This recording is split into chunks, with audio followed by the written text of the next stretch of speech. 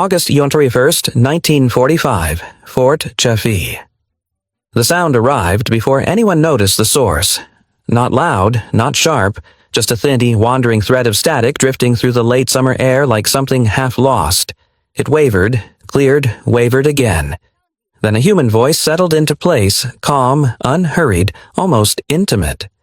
The kind of voice meant for kitchens and living rooms, not for camps ringed with wire. She paused with the needle halfway through cloth. The barracks were warm, the kind of heat that clung to unfinished wood. Dust hung in the air, fine and pale, stirred by slow movement and the lazy churn of a ceiling fan that did more noise than work. Somewhere nearby from the camp kitchen came the faint smell of coffee, weak overstretched but unmistakably real. Coffee that had been brewed too long for too many people. The radio continued. A man spoke about the weather. Not the kind that grounded bombers or froze troops in trenches. Just weather. Humidity. A chance of rain moving in from the west. His tone suggested no urgency at all, as if tomorrow was not only expected but assumed. Then music. Swing slow, brushed, unhurried. A trumpet eased into the space between sentences. A piano followed light and patient. She had heard music during the war. Marches, anthems. Songs sharpened into weapons. Music that demanded posture and loyalty and volume. This was none of that. This music did not ask her to stand. It did not ask her to believe anything. It simply existed. She lowered the needle without realizing she had stopped sewing. Across the yard, a shovel slipped from someone's hands and struck the packed dirt with a dull, unfinished sound. The man did not bend to retrieve it. He remained where he was, eyes angled toward the source of the sound, his body held in a position that was neither rest nor attention. No order had been given. A spoon clinked against metal somewhere near the mess hall. It rolled, once then settled. No one moved to pick it up. The radio voice shifted slightly closer now, as if the speaker had leaned toward the microphone. He mentioned a baseball score, the name of a city she recognized only from maps. The name of a team meant nothing to her. The ease with which he said it meant everything. She felt the wrongness of it settle in her chest. This sound was not designed for prisoners. She had been trained to recognize tools, weapons, instruments of control. This was neither. The voice did not bark. It did not instruct. It did not demand agreement or silence. It filled the air the way sunlight did present, unchallenged, apparently unconcerned with who stood beneath it. Her first instinct was suspicion. It had to be a trick. A broadcast meant to soften them, to make them careless. She had heard lectures about this sort of thing back when radios still crackled in German apartments and the war felt like something that could be explained. Enemy voices were never neutral. They were designed to weaken resolve, to blur conviction. But this voice did not even acknowledge her existence. It spoke of a county fair scheduled for the weekend, of livestock competitions, of a band set to play near a river. There was laughter, real laughter, not canned, not triumphant. Someone off mic said something she couldn't quite make out, and the announcer chuckled before returning to his notes. She realized with a sudden cold clarity that this broadcast would have sounded exactly the same if the camp were empty. That was the shock. Not kindness, not cruelty. Indifference of a very particular kind. The kind that came from a world so intact it did not need to adjust itself to the presence of prisoners. Around her bodies had gone still in stages, as if the silence had spread by contact rather than command. Men with rolled sleeves stood frozen mid-task.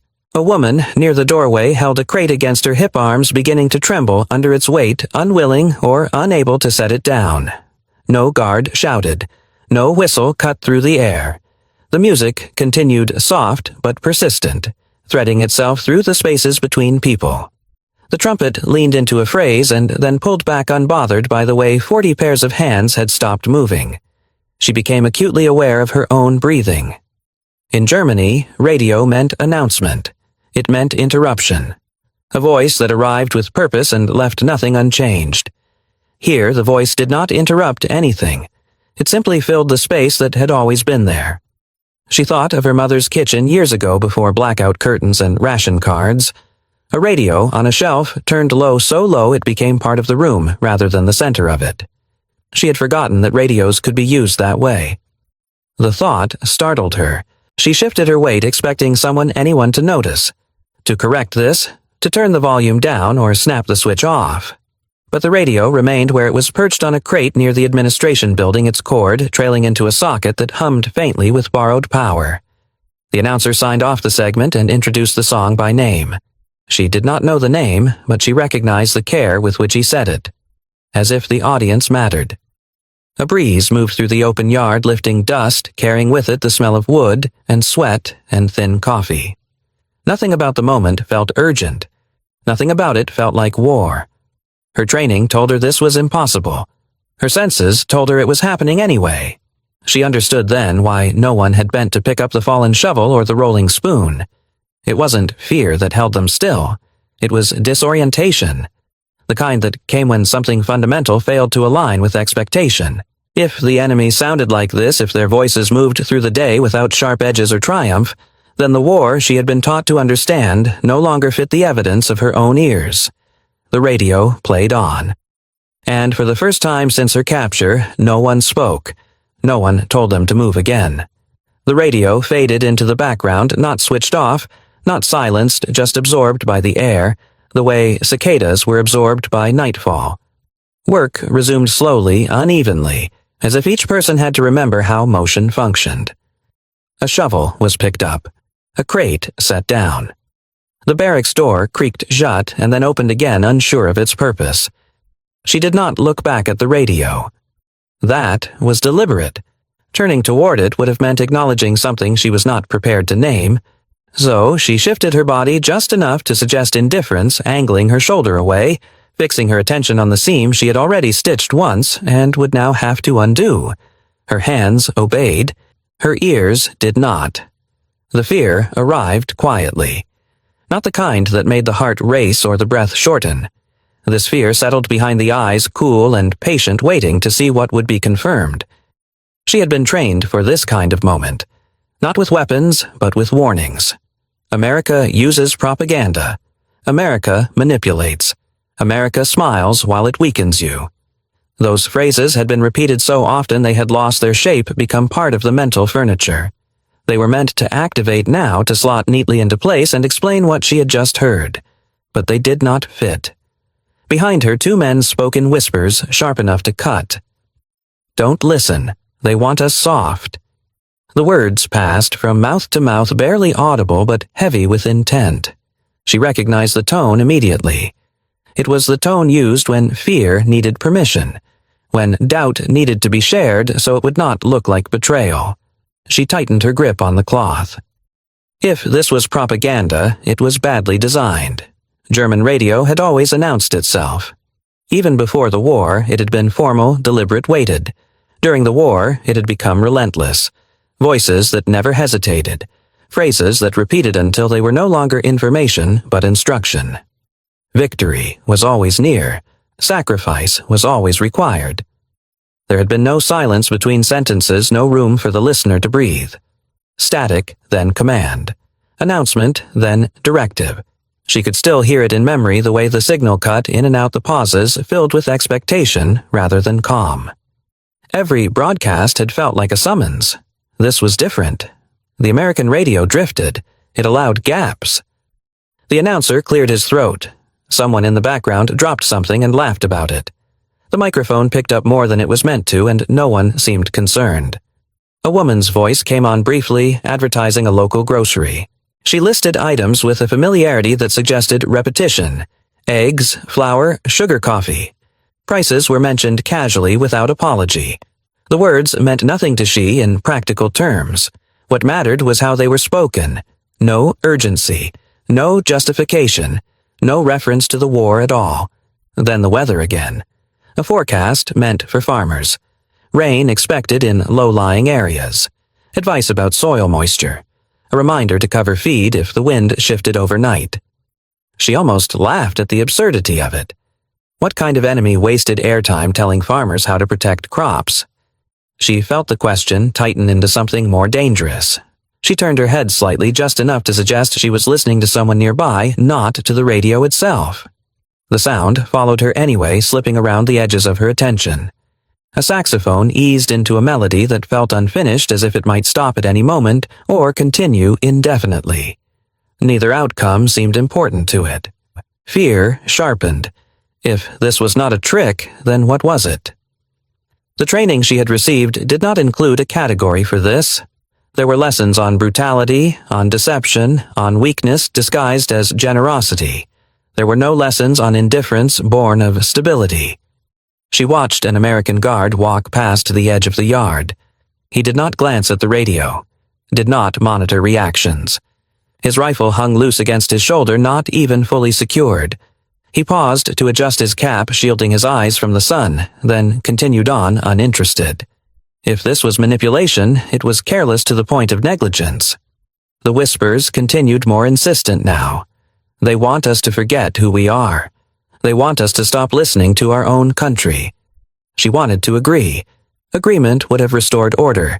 It would have allowed her to place the fear somewhere external, something hostile she could resist. Instead, another thought intruded, unwelcome and sharp. What if this isn't aimed at us at all?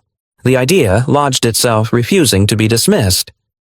She had felt something similar years earlier as a child, overhearing adult conversations not meant for her. The unsettling realization that the world did not rearrange itself based on who was listening. She turned fully away from the radio, now facing the barracks wall, its wood grain darkened by years of heat and handling. She focused on the texture beneath her fingers. Rough in places, smooth where countless hands had passed. The smell of old pine rose, faintly mixed with dust. The music played on. It did not grow louder when she turned away. It did not recede. It maintained its distance, consistent, unconcerned. Fear changed shape. This was no longer the fear of being tricked. It was the fear of implication. Of what it would mean if the sound she heard represented not strategy but normalcy. If America sounded like this, if its radio spoke to farmers, families, shopkeepers, and children with the same voice, it suggested a society still talking to itself as if tomorrow existed. Germany, by contrast, had stopped talking to itself years ago. It had been shouting ever since. She remembered the last broadcast she had heard before capture. The strain in the voices, the tightening language, the way information had narrowed until only one topic remained: endurance. Everything had been framed as necessity. There had been no room for weather, no time for music without purpose. A society at war had become a society that could only speak war. The American voice paused between segments, allowing a moment of static to creep back in. Not the harsh, tearing static she remembered, but something softer, like breath between words. The announcer returned, mentioning a church fundraiser. A bake sale. Volunteers needed on Saturday morning. The list continued. She pressed her lips together, suddenly aware of how dry they were. Fear settled into a question she could not share aloud. If this is not a trap, if this is simply how they live, then everything she had been told was incomplete at best, a lie at worst. The thought made her stomach tighten, because lies could be fought. They could be resisted, argued against, replaced with counterclaims. Incompleteness was more dangerous. It meant there were things she had never been taught to recognize. Around her, the camp moved again, slowly reclaiming its rhythm. Tools resumed their work. Voices rose cautiously, conversations restarting without mentioning what had just happened. No one addressed the radio. No one acknowledged the interruption. That, more than anything, unsettled her. In Germany, broadcasts were events. They divided time into before and after. Here, the radio was simply part of the day, like light or heat. She finished the seam and tied off the thread, her fingers steady now despite the unease spreading through her chest. She did not look back. She did not need to. The sound had already settled somewhere deeper beyond hearing. And the fear that followed it was not fear of the enemy. It was fear of understanding what kind of country could afford to sound like that in the middle of a war. If this was America, then the war had not been fought on equal ground. And she was not sure she was ready to know what that meant. No announcement marked the change. There was no whistle. No order barked across the yard to reset the moment that had unsettled them. What came instead was something quieter, and for that reason, more difficult to dismiss. The radio stayed on. That was the hook. That was the rupture. After fear had settled and work had resumed in careful increments, she waited for the correction she had been trained to expect. In every system, she had known uncertainty was temporary. Someone always arrived to restore the proper shape of things. A switch would be flipped. A voice would intrude. An explanation would be issued. None came. The radio continued to occupy its small square of air near the administration building at Fort Chaffee as if it had every right to be there. Its cord lay exposed, looping over a crate not hidden, not guarded. The sound neither swelled nor shrank to test reactions. It remained steady, confident in its own presence. She noticed the guards first. They passed in and out of the yard with the same economy of motion they always had. Boots on packed dirt. A canteen adjusted. A cap tipped against the sun. None of them acknowledged the broadcast. None glanced toward the prisoners to measure its effect. There were no raised brows, no subtle checks to see who listened too closely. No explanation. No instruction. That absence was the kindness. It arrived not as a gift, but as restraint. A young American soldier paused near the radio, crouched briefly, and adjusted the antenna with 2 fingers. He did it the way one might straighten a picture frame that had gone slightly askew, without ceremony, without expectation of thanks. The static softened. The signal cleared. He leaned in just long enough to say very quietly, almost to himself, "Signals clearer." Then he stood and walked away. The words were not for her. That was the point. They were not meant to be heard, weighed, or interpreted. They were simply said the way people speak when they assume no harm in being overheard. The music shifted.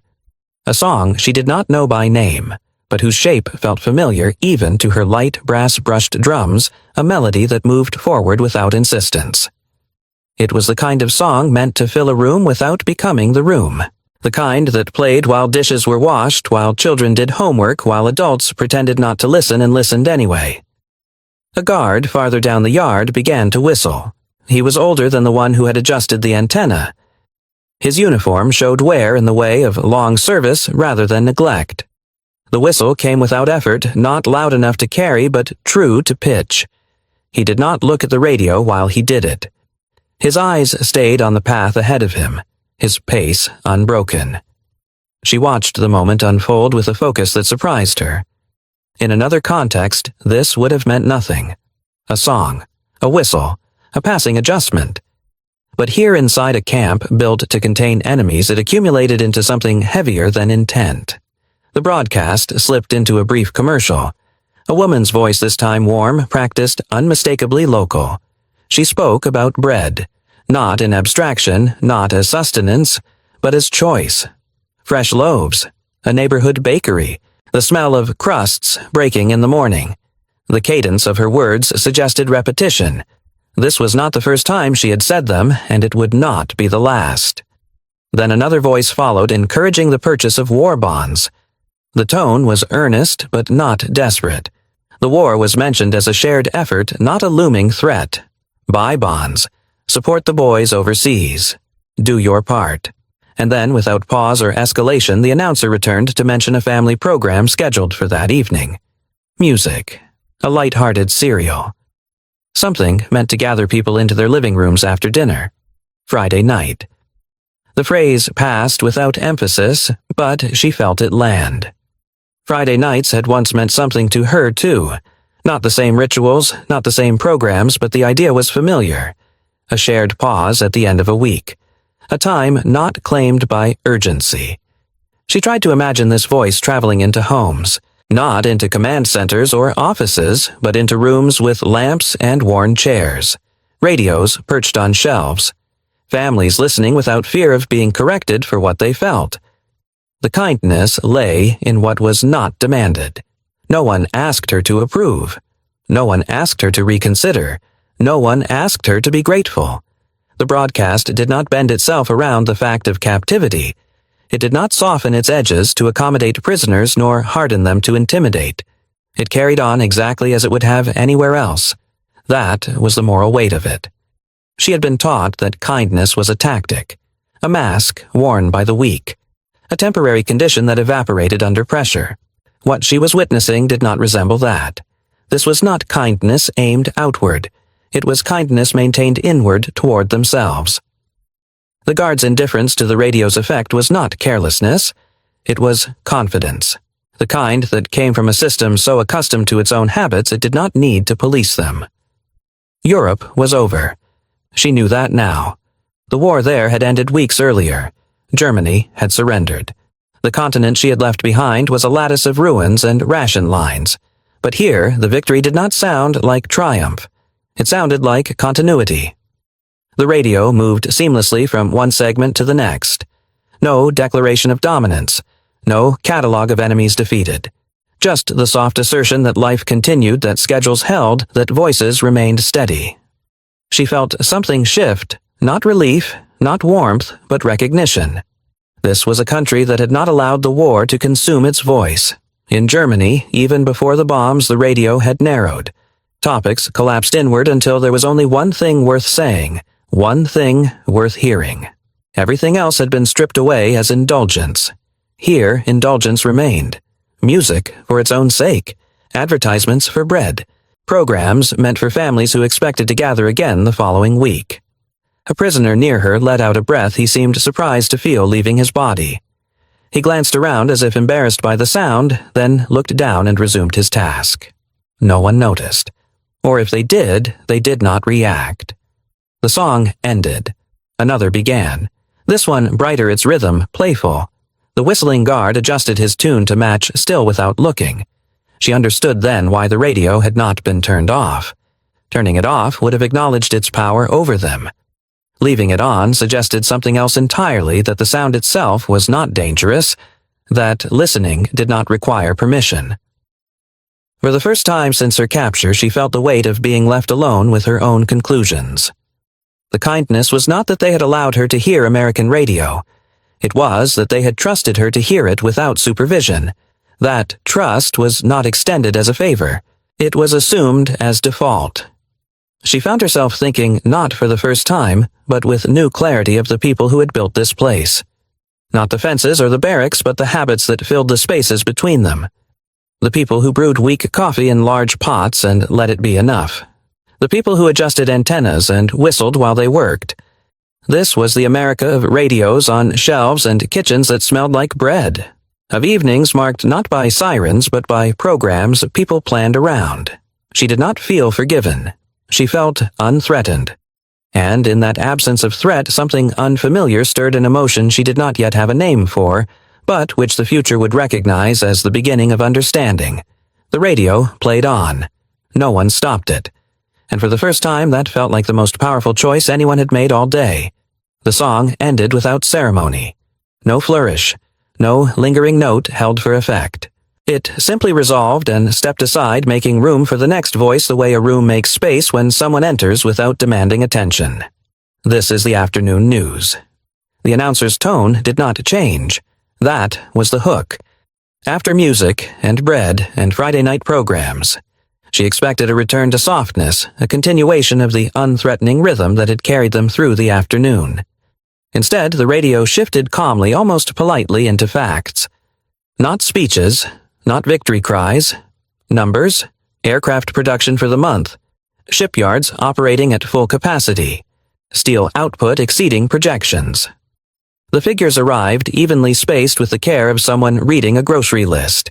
There was no emphasis on dominance, no pause for applause.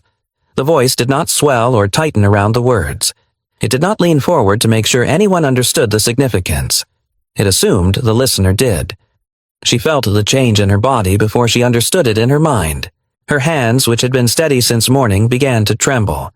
Not violently, just enough to betray her. The thread slipped once, then again. She set the needle down slowly, as if movement itself required negotiation. Nearby, a man stopped mid-step.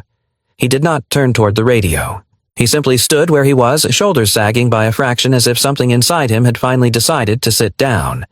The numbers continued. Planes. Thousands of them. Ships launched weekly, then daily. Steel poured in quantities that defied any frame of reference she possessed. No adjectives accompanied the data. No reminders of why it mattered. The radio did not explain how to feel about it. It did not need to. She had spent years listening to numbers shouted into microphones. Numbers framed as miracles, as proof of inevitability, as justification for sacrifice.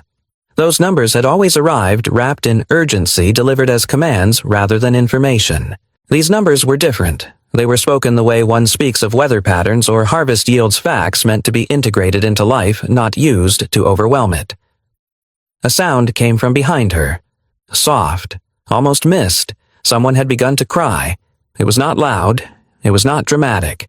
There were no sobs or gasps for breath. Just a quiet, uneven exhale that repeated itself, followed by the unmistakable hitch of a chest trying to remain under control. She did not turn. She did not need to. She knew that sound. It was the sound of a system giving way, not collapsing, not shattering, but releasing something it had held too tightly for too long. She did not cry. Her eyes burned, but no tears followed. Her throat closed, but her jaw held. What betrayed her instead was the rhythm of her breathing.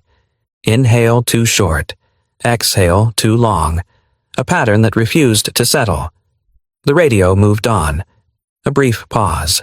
Then, almost absurdly, another song began to play underneath the news, soft, unobtrusive, as if to remind listeners that the world did not stop turning while information passed through it.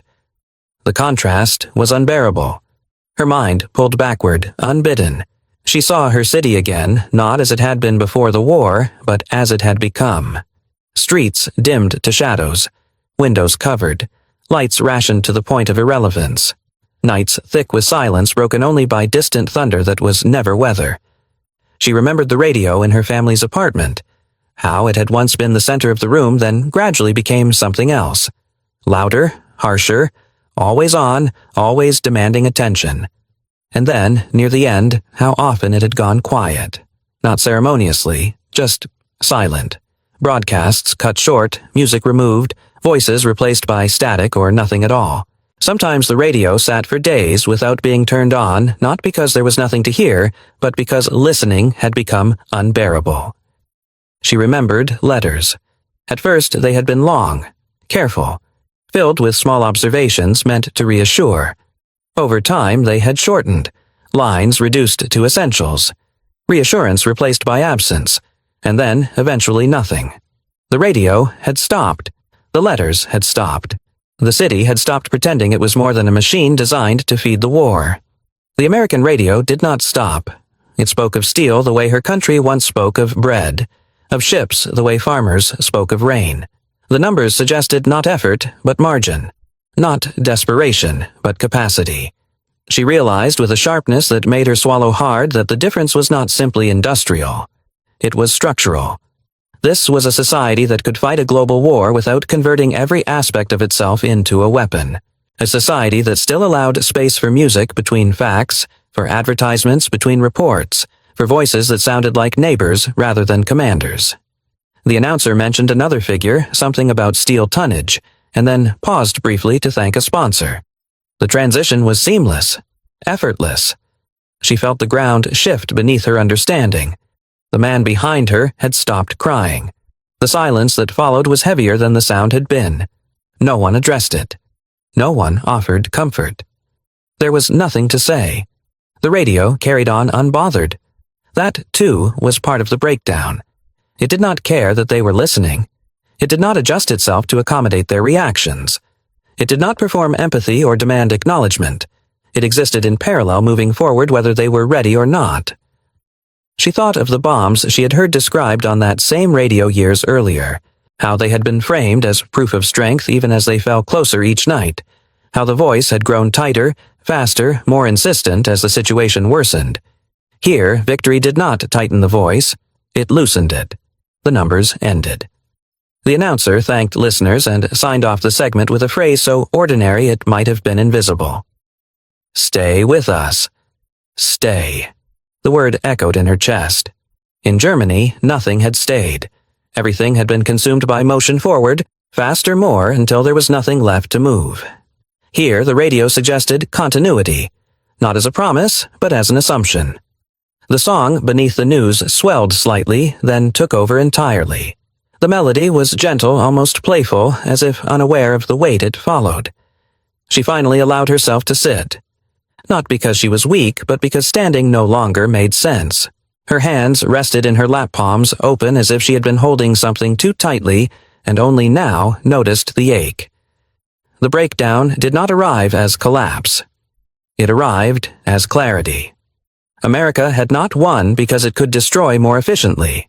It had won because it had refused to become nothing but destruction. Because its radios still played music while reporting steel. Because its voices did not need to shout numbers to make them true. She inhaled slower this time. Exhaled. The rhythm began to steady. The radio played on. And somewhere between the music and the math, she understood that the war had been decided long before anyone told her it was over. Not on a battlefield, but in the quiet insistence of a society that never stopped being itself, even while the world burned. The music faded. Not abruptly, not as an ending meant to be noticed. It softened, thinned, and then simply released the air it had been holding. The last note did not linger long enough to invite applause. It did not resolve into silence with any sense of ceremony. It was just over. That was the hook. After numbers that had rearranged her understanding of the world, after memories that had pressed in from every direction, she expected something to follow. A statement, a declaration, some final sentence to explain what the listener was meant to take away. Nothing came. No one clapped. No one spoke.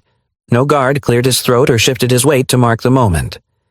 The radio sat quietly on its crate, its small indicator light still glowing as if it were willing to continue but had nothing urgent to add. Around it, the camp existed and suspension work resumed without comment. Voices returned cautiously. The day reassembled itself, piece by piece. The absence of reaction was unsettling. In every system she had known, moments like this demanded acknowledgement. Victory had to be named. Power had to be displayed. Silence was dangerous unless controlled. Here, silence was allowed to remain. She felt the realization arrive not as a revelation, but as a quiet settling like dust after a door had been closed. Strength, she understood now, did not require amplification. Those who were truly strong did not need to seize the emotions of others. They did not need to provoke awe or fear or gratitude on demand. They did not need to turn every fact into a weapon or every success into a warning. They could leave the radio on. They could state the numbers plainly and then return to music. They could trust that the truth presented without pressure would do its work on its own time. This was not persuasion. This was confidence. America was not trying to change her. It was not trying to break her down or rebuild her into something else. It did not need to. It simply continued to exist openly, audibly, without adjusting itself to her presence. She thought of all the ways power had been described to her before the war. Loud power. Visible power. Power measured in spectacle and obedience. Power that required constant reinforcement or risked vanishing.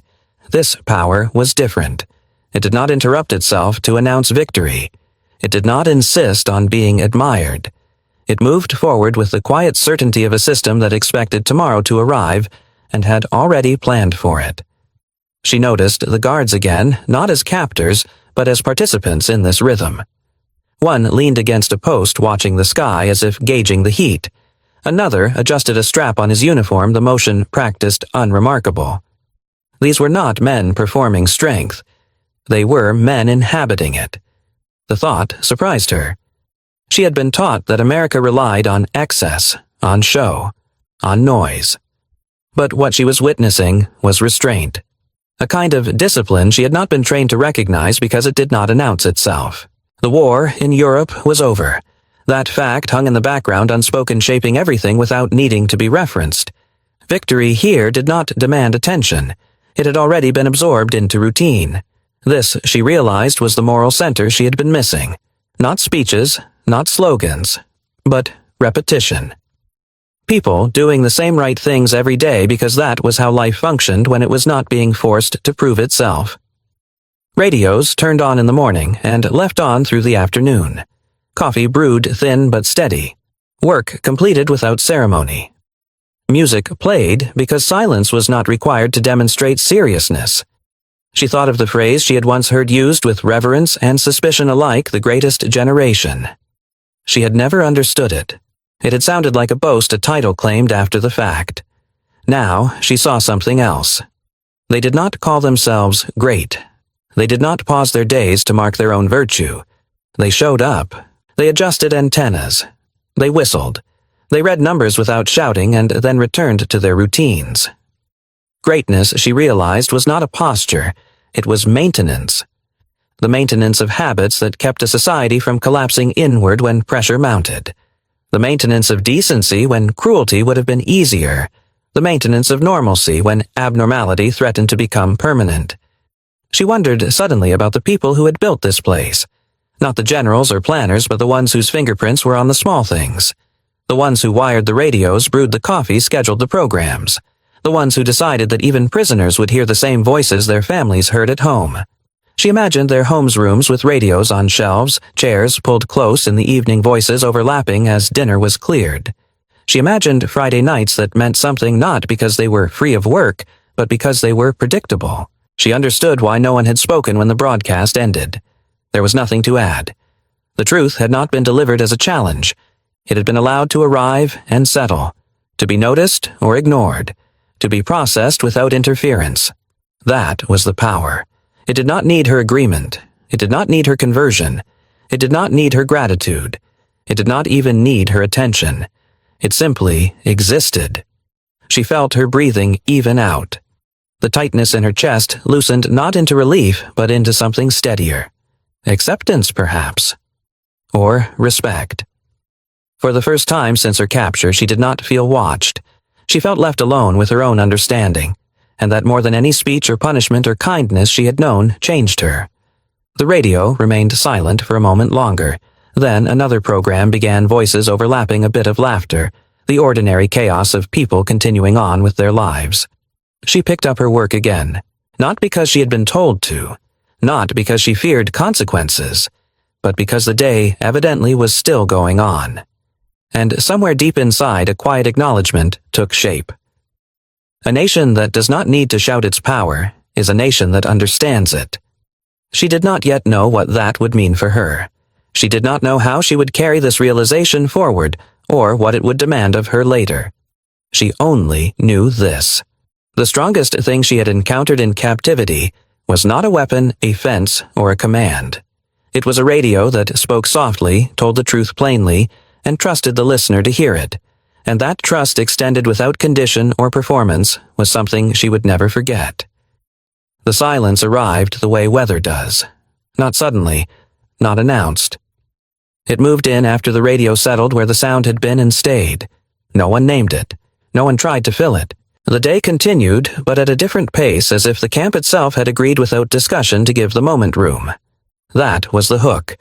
After truth had been spoken without force, after music had ended without ceremony, the most unsettling thing was what came next. Nothing. Work resumed, but not as before. The men on detail lifted their tools with more care, not slower out of weakness, but slower out of intention. A shovel met the ground and paused there as if its owner were measuring the weight of the next motion. Crates were carried the same distance, but hands adjusted their grip more often. Eyes lingered on small alignments, straight edges, balanced loads, things that had always mattered but had rarely been noticed. She felt it in herself. Her movements had become economical, each stitch placed with deliberation. Each breath counted not because she was conserving energy, but because she was suddenly aware of how much of it she had been wasting on tension. The work felt quieter now, not externally, but inside her own head. No one spoke about the radio. That was important. There were no whispered theories passed along the barracks. No arguments about what it meant or how it should be understood. The camp did not divide itself into listeners and non-listeners, believers and skeptics. There were no sides to choose. The radio had not demanded allegiance, so there was nothing to argue over. The guards, too, did not change. This was the detail that stayed with her. They did not soften their posture to signal kindness. They did not harden it to reassert control. They did not reference the broadcast, did not check reactions, did not adjust routines to compensate for its effect. They walked the same routes, spoke the same brief phrases, enforced the same rules with the same quiet consistency. Their steadiness was not indifference. It was integrity. If anything, the guards seemed relieved not by the prisoner's reality, information without command. She wondered briefly how such a habit was formed. It could not have been built overnight. It had to be practiced day after day in kitchens and shops and living rooms, in the way people spoke to their children, in the way they argued and then returned to dinner, in the way radios played through evenings without demanding reverence. This was the America she was encountering, not a parade of strength, not a spectacle of victory, but a continuity of tone. And she knew without being told that this continuity was fragile. It depended on people choosing not to escalate every difference into a crisis, on trusting systems more than volume, on believing that not every silence needed to be filled with outrage. She did not think of the present. She did not need to. The images were enough. A radio that did not shout, a voice that did not sneer, a society that did not fracture itself every time it spoke. She wondered quietly, privately, whether such calm still existed elsewhere, whether it could survive other wars, other pressures, other moments of fear. The question was not accusatory. It was wistful. By evening, the camp settled into its usual routines. Lights came on as the sun dipped. The radio played again, softer now, as if aware of the hour. Somewhere beyond the fence, a train whistle sounded distant and unhurried. She sat on her bunk and listened, not intently, not suspiciously. Just listened. The silence that followed the radio did not feel empty anymore. It felt earned, and in that earned silence, she understood that the most enduring power she had witnessed was not the ability to command attention, but the ability to let it go. The radio clicked off on its own. No one noticed right away, and that perhaps was the most telling thing of all. The radio clicked off sometime after dusk. No one marked the moment. The sound simply withdrew, leaving behind the ordinary noises of evening boots on gravel, a door closing, the low murmur of men settling in. The silence that followed did not feel like an ending. It felt like something being handed back to the world. That was the hook. When the time came for her to leave, there were no ceremonies, no speeches about reconciliation, no final lessons.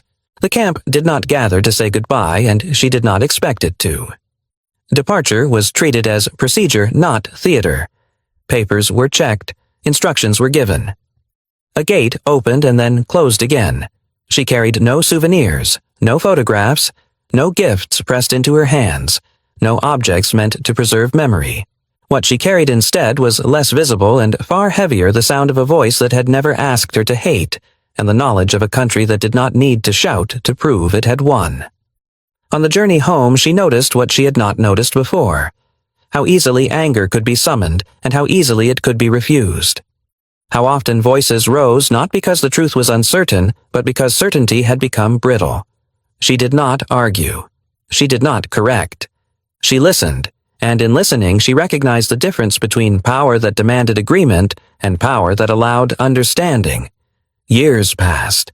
She built a life that looked ordinary from the outside. Work, family, the small repairs that fill a lifetime. She spoke rarely of captivity, and when she did not describe fences or guards.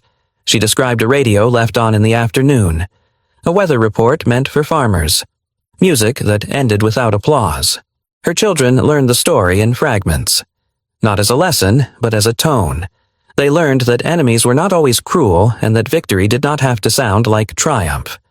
They learned that dignity could be maintained by refusing to become smaller than the moment demanded. Decades later, her grandchildren would ask questions she had never expected. They would find old records, old letters, and traces of a war they knew only through photographs. Some of them would cross an ocean of their own, curious about the place their grandmother had once described without naming. They would write messages, short at first, then longer. My grandfather was held in America. My grandmother came back different. She survived. She did not hate. These words would appear in comment sections and letters, and quiet acknowledgments offered not as absolution, but as gratitude. Thank you for feeding them. Thank you for not humiliating them. Thank you for letting them return home whole. For American listeners, the story would land softly but deeply. It would not ask for applause. It would not ask for defense. It would offer something rarer, action, but by the fact that nothing needed to be addressed. The system had not cracked. It had absorbed the moment and moved on. She watched one guard stop near the radio later that afternoon, not to touch it, not to monitor it, but to lean against the crate and sip from his canteen. He drank slowly, eyes on the distance, as if listening not for content, but for continuity. When he finished, he capped the canteen and walked away. The radio stayed where it was. The silence that followed did not mean absence. It meant space. Space for comparison. She did not have to be told to compare what she had heard with what she remembered. The contrast arranged itself uninvited. In her memory, voices had once risen in anger, urgency, piled on urgency, every sentence sharpened into a demand. Even conversations at home had been measured: what could be said, what should be left unsaid, what might be overheard. Here, the voice that had spoken did not seem to worry about being overheard at all. It spoke as if the listener were trusted. That trust lingered long after the broadcast ended. The next day, the radio came on again. Not at a strategic moment. Not during a gathering. It simply clicked to life sometime mid-morning, its static brief, its presence unremarkable. The program was different, more music, less news. A familiar pattern asserted itself, whether a song, a local notice, another song. No one reacted. That, too, mattered. The radio did not become an event. It became a part of the background of labor, part of the rhythm of the place. It did not divide the day into before and after.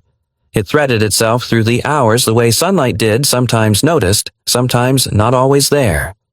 She began to see the camp differently. At Fort Chaffee, the fences still stood.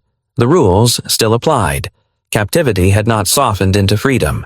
But the atmosphere had changed in a way that was difficult to articulate and impossible to deny. The prisoners' conversations grew more precise. Fewer complaints, fewer exaggerated stories. When arguments did occur, they burned out quickly as if there were less fuel available to sustain them. The radio did not soothe them into compliance. It did something stranger. It removed the need to perform outrage. She thought about that often. In Germany, outrage had been currency. It proved commitment. It justified sacrifice. Silence had been suspicious. Calm had been interpreted as weakness or disloyalty. Here, calm was the default. The radio did not split people into camps. It did not provoke. It did not inflame. It assumed that listeners could hold information without being consumed by it. That assumption echoed everywhere. She began to notice how often American voices, guards, administrators, workers spoke without edge, not because they lacked conviction, but because they did not need to sharpen every word into a tool. Their sentences did not circle each other like threats.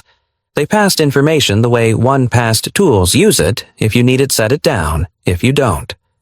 The effect was cumulative. Even among the prisoners, anger lost its urgency. Not because grievances vanished, but because they no longer needed to be shouted to exist. The radio had modeled something subtle and dangerous: disagreement without hostility, a mirror held at a respectful distance. They would think of their own grandparents, of fathers and uncles who served without calling themselves heroes, of the kitchens where radios played in the background while coffee cooled and the evening news passed without argument. Of a time they believed, rightly or wrongly, felt steadier, more grounded, more humane, and a question would linger, unspoken but persistent. Do we still know how to speak to one another like that? She never claimed that America was perfect. She never needed to. What she carried with her was simpler and more durable than perfection: proof that power could be exercised without cruelty, that victory could be lived rather than declared, and that restraint could outlast force. In the end, what remained was not a memory of defeat, but a lesson in how not to win by breaking others. They didn't win the war by breaking us. They won it by never becoming what they fought. The silence after those words is where the story belongs, held open for whoever is listening now and whatever choices they will make next.